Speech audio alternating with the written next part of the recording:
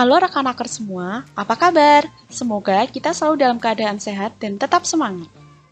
Kali ini, kami akan membahas mengenai persiapan pelaksanaan pelatihan berbasis kompetensi secara blended learning.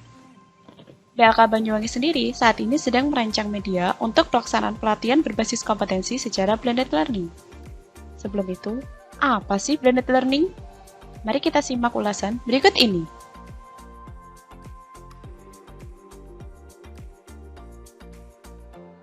Blended learning adalah sebuah kemudahan pembelajaran yang menggabungkan berbagai cara penyampaian, model pengajaran, dan gaya pembelajaran, serta memperkenalkan berbagai pilihan media dialog antara fasilitator dengan orang yang mendapat pengajaran. Blended learning juga sebagai sebuah kombinasi pengajaran langsung atau face-to-face dan pembelajaran online. Tapi, lebih daripada itu sebagai elemen dari interaksi sosial. Blended learning merupakan perpaduan antara pelaksanaan pelatihan secara offline dan online. Pelaksanaan secara online lebih dimaksudkan untuk penyampaian materi pelatihan berupa teori. Sementara itu, pelaksanaan secara offline lebih pelaksanaan materi secara praktek.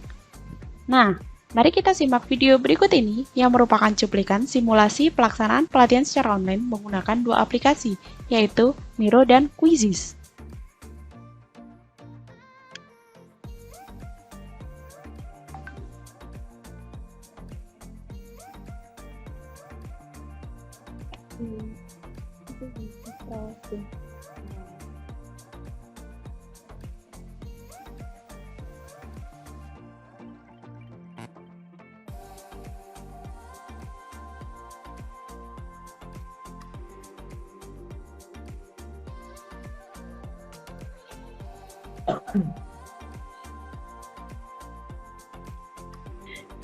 Ya, waktunya kurang 2 menit.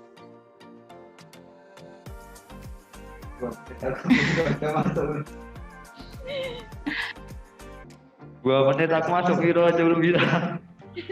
Nggak apa-apa kalau yang nggak bisa Loading, masuk Mbak, kita loading, lanjut Mbak. beberapa saja. Nanti kita lanjutkan di Lightning itu Quizizz apa aja. ya?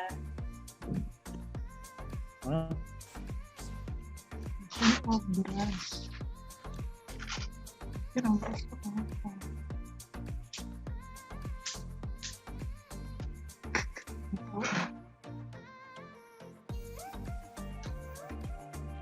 Mbak, kalau Miro terlalu berat, nggak pakai yang lebih ringan, Mbak. Yang punya Google itu apa sih, lupa apa namanya? Yang Google Sheet. Lebih enteng clearnya. Ini Iya. guys.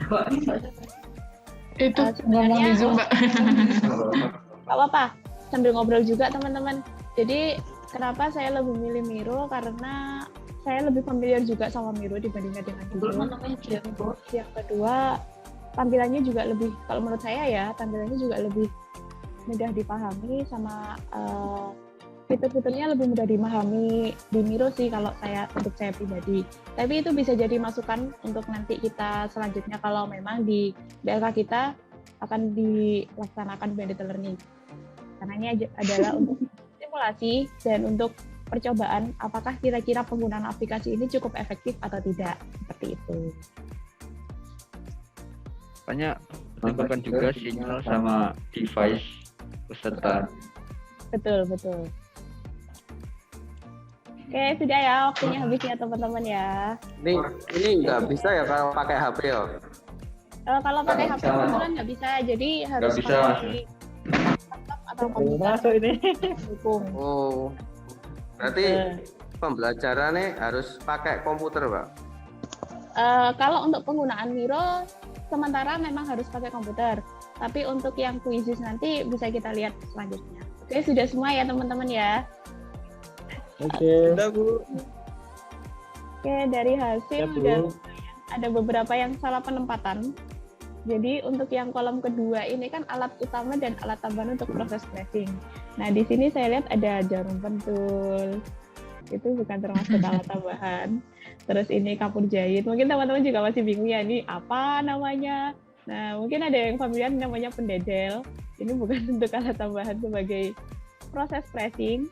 Gunting sebenarnya kalau secara aktual, secara realnya bisa, contohnya sambil dirapikan. Tapi secara fungsi dia bukan alat tambahan untuk proses pressing.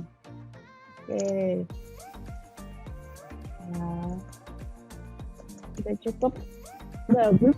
Mungkin dari teman-teman kejuruan lain mungkin sudah banyak yang paham tentang mesin-mesin yang ada di dunia garment. Ya, saya lanjut ke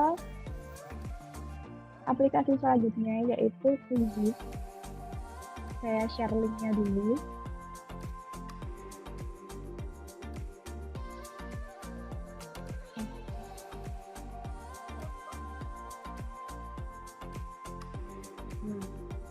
Linknya sudah saya share di kolom chat, silahkan diklik.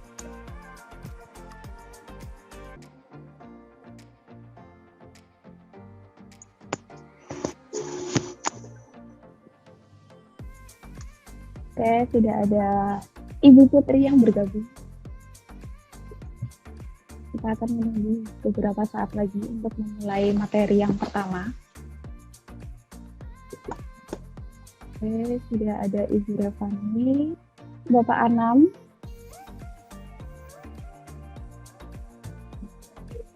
Kita tunggu beberapa saat lagi.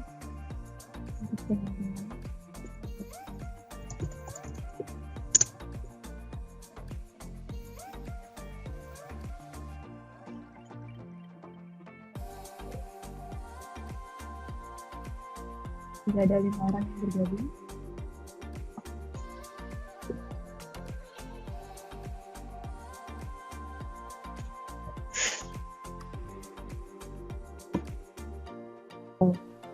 Sebelumnya kita perkenalan dulu apa sih itu mesin lockpick.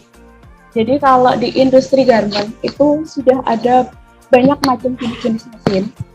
Ada 2 jenis mesin yaitu kecepatan sedang dan kecepatan tinggi. Nah, untuk mesin lockpick sendiri itu mesin yang menggunakan kecepatan tinggi yang biasanya digunakan pada industri garment besar. Gunanya adalah untuk mengefisiensi waktu serta proses produksi agar peningkatannya lebih cepat. Nah, mesin lockpick ini kalau di industri biasanya digunakan untuk proses produksi kaos atau bahan yang double knit.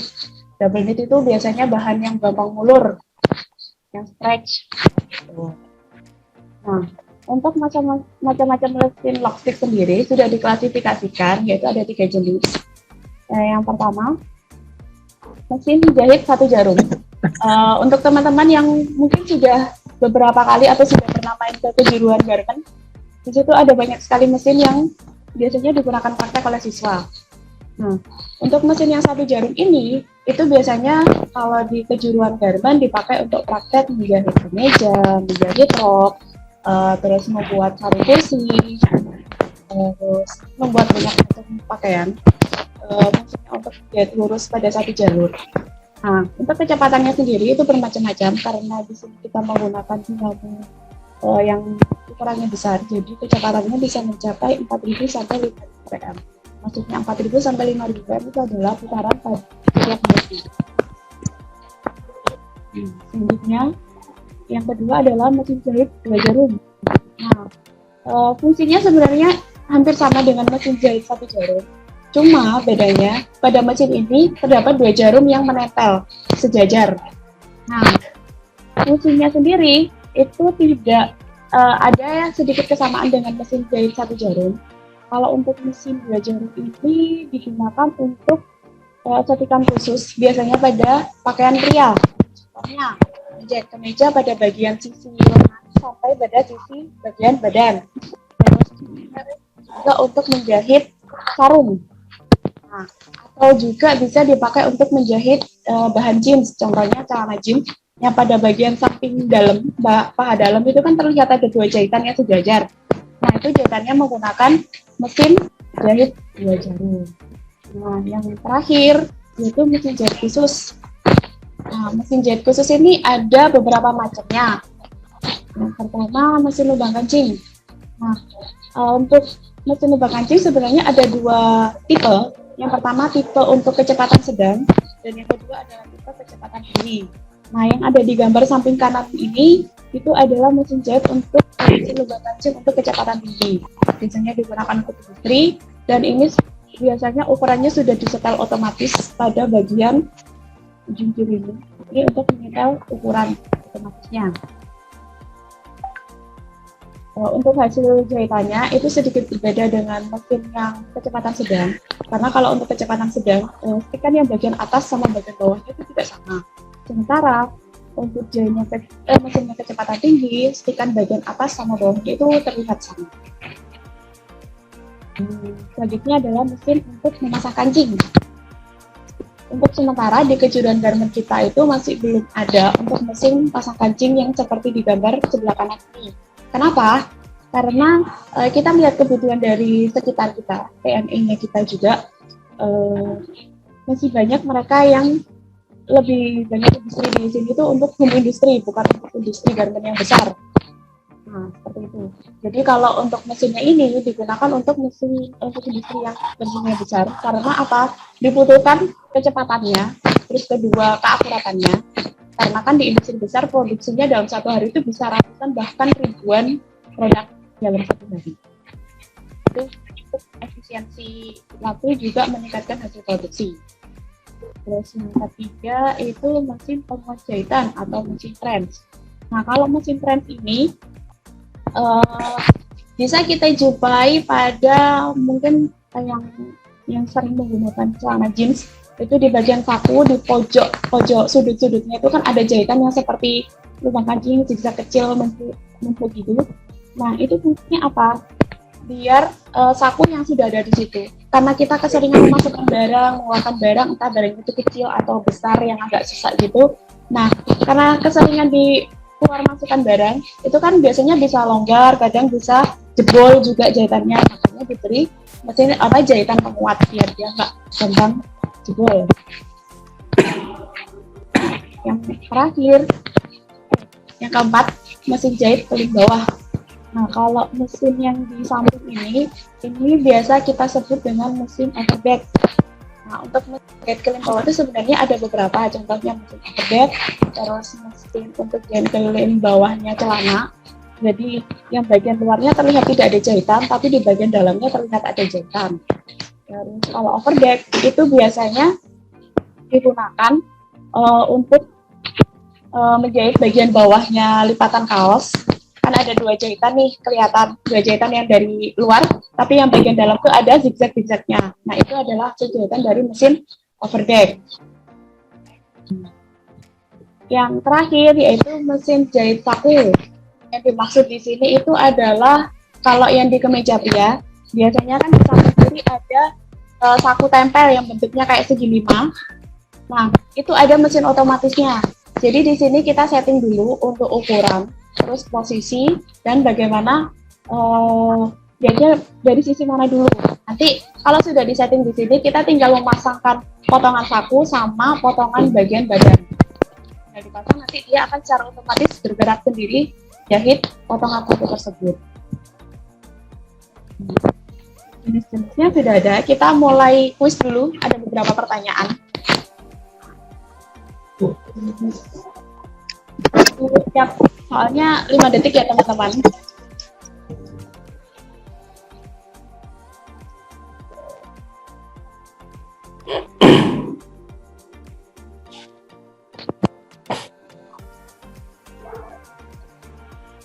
Nanti akan ada peringkatnya.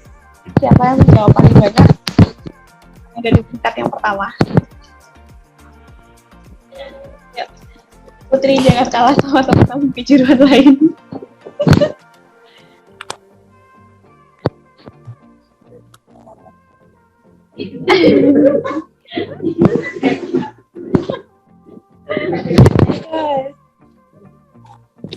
Ini cepet banget ya. Ya, Belum malu udah waktu habis. Baiklah, aku aja belum join.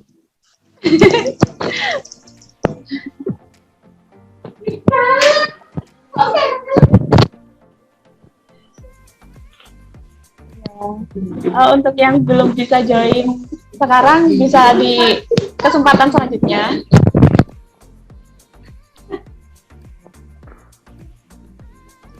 Saku bubuk. Ya. Kok waktunya habis? Waduh. Aku 5 detik. Oke, sementara yang memimpin terlalu itu Mas cepat itu Tito. terlalu cepat. Ternyata Mas Kartiko diam-diam menghanyutkan ya. Apa lagi? Apaan nih?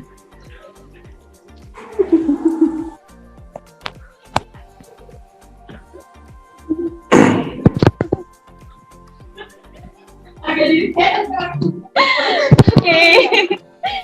Sementara yang peringkat pertama Mas Kartiko. Loh, aku bukannya nomor 2 ya? Enggak. Oke, itu adalah beberapa soal saja untuk penguatan. Selanjutnya, saya akan menjelaskan bagaimana prosedur menghidupkan mesin jahit. Mungkin kalau kita yang orang awam, untuk menghidupkan mesin jahit, ya udah tinggal tekan aja tombol on-nya seperti itu. Tapi sebenarnya tidak. Jadi ada beberapa prosedur untuk menyalakan atau menghidupkan mesin jahit. Yang pertama adalah menyalakan stop kontak, atau ada tombol on-nya di stop kontak bisa ditekan dulu, atau kalau tidak ada tinggal kita colokkan pada Terus yang kedua itu kan menyalakan mesin pada posisi on. Jadi pada setiap mesin itu ada tombol on dan off.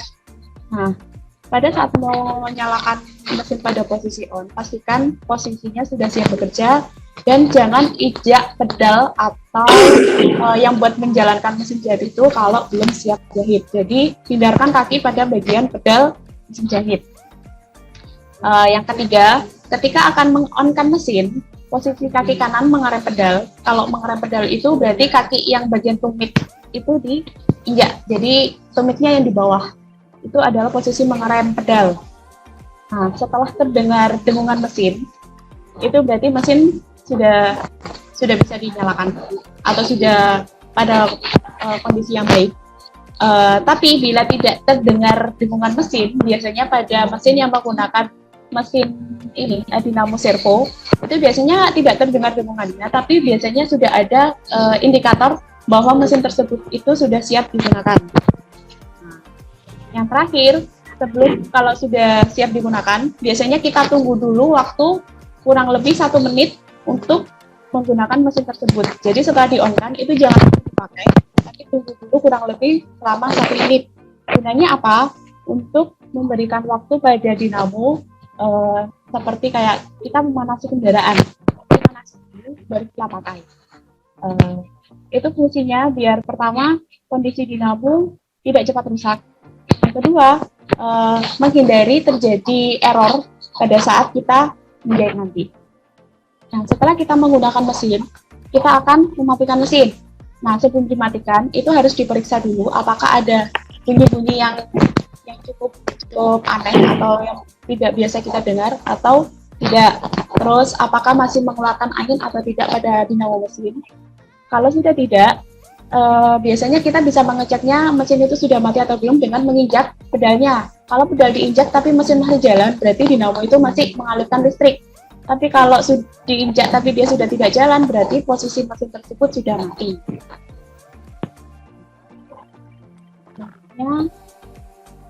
Ini adalah prosedur mengoperasikan mesin jahit. Nah, sebelum mengoperasikan mesin jahit, yang pertama adalah kita melakukan pemeriksaan pada jarum dan sepatu mesin. Kita periksa dulu jarum tersebut apakah tumpul atau tidak, apakah ada patah atau tidak, atau kadang mungkin skrupnya longgar. Kalau skrupnya longgar kan waktu dipakai nanti bisa jadi jarumnya jatuh atau jarumnya nanti matap ke bagian rumah skoci. Untuk sepatu mesin, kita juga mengecek kondisinya apakah sepatu tersebut terangkat ke atas atau tidak. Soalnya kalau posisi sepatu itu terangkat ke atas, otomatis nanti untuk proses jahitnya tidak bisa berjalan dengan baik. Terus yang kedua adalah metode penggunaan pada spool. Mungkin teman-teman masih bingung apa itu spool. Nah, jadi kalau pada mesin jahit itu ada benang dari posisi atas sama posisi bawah. Nah, benangnya ada di posisi bawah ini, biasanya kita gulung pada alat yang namanya spool. Kemudian setelah kita menggulung pada spool, kita akan memasangnya pada skoci atau rumah spool tersebut, dan kita pasang pada mesin di posisi yang bawah. Biasanya posisinya itu terdapat di bawahnya sepatu mesin atau di lurusnya jarum. Terus yang ketiga adalah memasang benang pada mesin jahit, yaitu memasang benangnya bagian atas sesuai dengan jalurnya. Itu sudah ada jalurnya, kita tinggal mengikuti saja. Contoh selanjutnya itu penyesuaian tegangan benang. Jadi benang itu harus disesuaikan tegangannya dengan jenis bahan yang akan kita jahit nanti. Terus mengatur panjang sepikan atau kerapatan sepikan itu juga tergantung dengan jenis bahan yang akan kita jahit. Contohnya nih, kalau bahannya yang tebal itu contohnya kayak jeans, itu jangan menggunakan stikan yang kecil. Biasanya kita menggunakan stikan dengan ukuran 8 sampai 10. Biasanya di mesin itu ada ukuran-ukurannya. Kalau di mesin manual itu 8 sampai 10. Tapi pada mesin high speed atau mesin lock stick itu biasanya menggunakan ukuran 2,5 sampai 3. Kemudian mengatur jarak stikan, yaitu tadi jenis bahan yang akan kita jahit. Yang terakhir yaitu peralatan pelengkap proses menjahit dengan mesin listrik. Beberapa peralatannya itu contohnya jarum mesin. Nah, untuk jarum mesin yang digunakan pada mesin listrik itu beda dengan jarum mesin yang digunakan pada mesin yang portable atau mesin yang manual. Karena sudah ada spesifikasi mesin sendiri. Kalau untuk jarum yang mesin listrik kita biasanya menggunakan mesin dengan kode DB. Nah, untuk ukuran jarumnya itu ada beberapa macam. Nah, di sini yang dicontohkan adalah ukuran 21.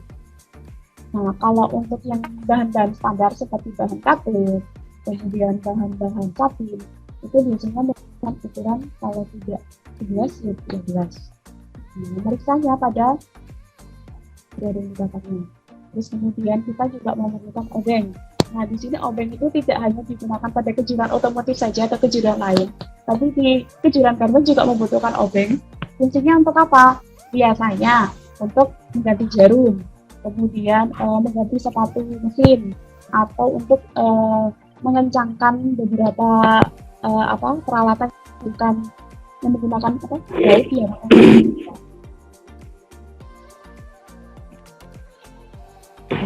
Yang selanjutnya adalah standard approval. Kalau standard approval itu contohnya, jadi standarnya untuk produksi sebuah busana itu apa aja sih? Contoh, biasanya kita pakai contoh produk untuk menentukan standarnya apa untuk produksi yang ini. Terus alat penanda tadi seperti yang di Miro itu yang bentuk tiga. Nah, itu namanya kapur jahit. Kemudian ada pinset. Nah, kalau pinset ini biasanya kita gunakan untuk membantu memasukkan benang pada mesin. Terus bagian dasar itu sebenarnya sama seperti standar approval, jadi itu sebagai sampel. Terus potongan paint tester itu kita biasanya menyebutnya dengan perca untuk mencoba apakah stikan mesin ini sudah sesuai dengan jenis bahan yang akan dipakai.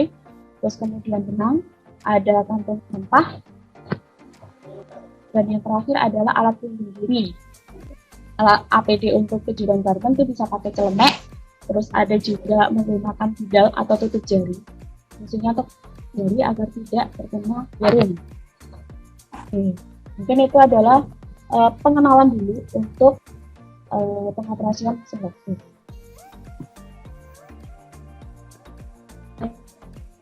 Nah, di sini yang tadi dari soal-soal, yang pertama adalah praktikal. Selamat.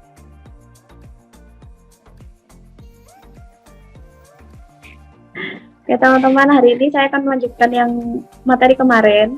Kalau kemarin kita sudah membahas mengenai mengoperasikan mesin listrik, hari ini membahas mengenai mengoperasikan mesin obras. Mungkin kalau untuk orang awam, mesin obras itu tahunya cuma ada satu jenis. Padahal dalam dunia garmen, mesin obras itu ada banyak jenisnya, juga digunakan sesuai dengan fungsinya. Nah, yang pertama, itu kegunaannya dari mesin obras itu adalah untuk merapikan tepi busana atau tepi kain. Tujuannya apa? Biar kainnya itu tidak bergentas atau bahasa Jawanya gredet. Nah, jenis-jenis mesin obras itu ada beberapa. Yang pertama adalah mesin obras benang 3. Nah, biasanya ini mesin obras benang 3 itu ada dua jenis, yaitu yang kecepatan tinggi juga kecepatan sedang. Kemudian ada mesin obras benang 4 dan ada mesin obras benang 5. Nah, untuk pada program menjahit mesin listrik, kita menggunakan 3 jenis mesin obras tersebut. Yang pertama yaitu mesin obras benang 3. Fungsinya dia sama, pada umumnya menyelesaikan tepi kain pada pembuatan khusus di pembuatan blus atau kemeja atau celana pria. Nah, perbedaannya dari dua gambar ini, yang bagian warna putih ini atau warna krem, yaitu mesin obras dengan kecepatan tinggi. Sementara yang warna hijau ini, itu dia kecepatan sedang. Biasanya digunakan untuk home industry. Selanjutnya yaitu mesin obras benang 4. Nah, untuk mesin obras benang 4, fungsinya itu untuk pembuatan kaos atau t-shirt. Kenapa digunakan untuk pembuatan kaos? Karena pada mesin obras benang 4, pada bagian jarumnya yang di sebelah sini, yaitu ada 2 jarum yang sejajar. Nanti hasilnya terlihat seperti ada 2 jahitan yang sejajar pada bagian obrasannya. Karena ada dua jarumnya sejajar, itu menghasilkan jeratan kunci overlock atau biasanya disebut dengan jeratan lockpick. Jadi untuk pembuatan kaos tidak perlu menggunakan mesin jahit lurus lagi atau mesin jahit plastik yang seperti kemarin. Nah, selanjutnya itu mesin obras benang 5. Nah, kalau mesin obras benang 5, kenapa dia disebut benang 5? Karena pada bagian ini, pada bagian ujung depan, dia ini ada 3 benang. Sementara yang pada bagian samping itu ada 2 benang. Nah, 2 benang ini nanti dia akan masuk ke bagian 2 jarum yang untuk menjahit bagian atas. Sementara yang 3 ini nanti akan berada di bagian bawah. Sini. Nah, hasil obrasan itu seperti ini. Jadi, ada satu baris yang terlihat seperti hasil jahitan mesin jahit lurus. Nah, yang satu barisnya lagi, ini adalah hasil obrasannya. Jadi, bisa dikatakan mesin obras benang 5 itu adalah mesin gabungan antara mesin jahit lurus dengan mesin obras benang 4. Seperti itu. Biasanya digunakan untuk kalau di industri garmen besar itu seperti menyelesaikan tepi atau sisi kemeja, terus blus juga bisa, tapi lebih banyak untuk penyelesaian busana pria. Nah, untuk pemasangan benang mesin obras itu sedikit berbeda dengan pemasangan benang pada mesin jahit plastik yang kemarin. Nah, untuk pemasangan benangnya ini, jalurnya itu sudah ada tandanya masing-masing pada setiap mesin. Jadi nggak usah bingung lagi ini habis dari sini harus kemana, itu sudah ada tandanya, tinggal mengikuti aja tiap tanda. Nah, biasanya tanda itu pada setiap titik itu diberikan warna yang berbeda. Biasanya diberikan warna merah dengan hijau atau merah dengan biru. Nah, ini untuk hasil obrasan. Hasil obrasan yang baik itu adalah yang bagian tengah. Jadi dia jahitannya terlihat seperti jahitan mesin jahit lurus. Obrasannya di sini juga terlihat rata. Jadi dia nggak longgar juga nggak terlalu rapat. Nah, kalau yang ini dia benangnya terlalu rapat. Jadi jahitannya yang bagian sini tuh nggak kelihatan seperti yang bagian tengah. Nah, sementara kalau ini pengaturan benangnya dia terlalu longgar sehingga hasil obrasannya pun juga nggak rata.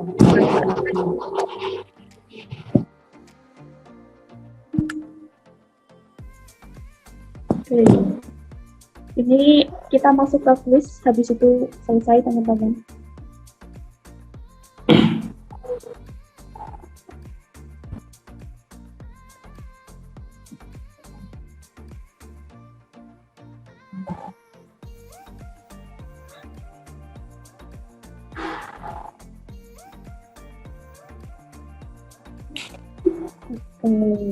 Kita lihat. Siapakah yang benar? Belum ada. Lanjut.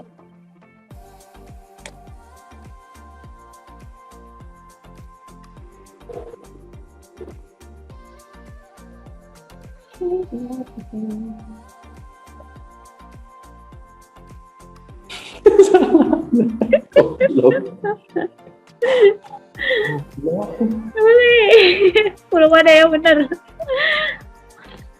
Tinggal 2 soal lagi.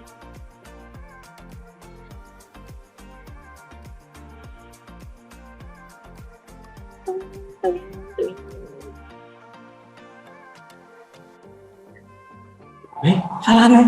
Dibenangi 5 loh. Dibenangi 5 loh. Jiro lu Fatmon. Salah. Oke, ini pertanyaan terakhir.